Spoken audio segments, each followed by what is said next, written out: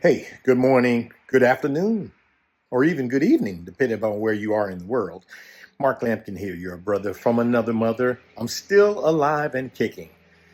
And I just had a thought, well, a couple of thoughts actually, about what we're hearing and seeing within the Democratic Party establishment about a silent move to push Joe Biden and Kamala Harris to the side. We can't forget about that. This is not just about Joe Biden. This is also about a black woman who would be the next president of the United States should something happen to Joe Biden.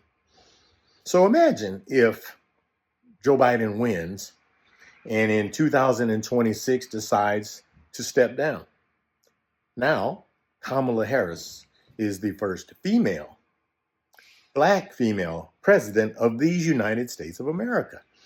I would imagine that people like Adam Schiff and others who are pushing to say Joe is got issues going on and we need him out of the way, they have somebody who's sitting in the wings to take over. Because maybe they realize that if Biden wins and in 2 years steps down, then Kamala Harris will finish out the term. Then she could run again in 2028. Let's say she wins. So that means not until 2032 would someone from the Democratic Party be ready to take over. So that means Gavin Newsom is going to be what, 60 something? Adam Schiff, 70?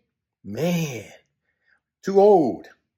So I believe there's another play that's happening behind the scenes. Some other moves that are being offered because they don't want a black woman as the president. So that's what I'm believing. The second thought I want you to consider is that in all this polling about the Democrats who are saying it's time for Joe Biden to step down, they're not talking to young people.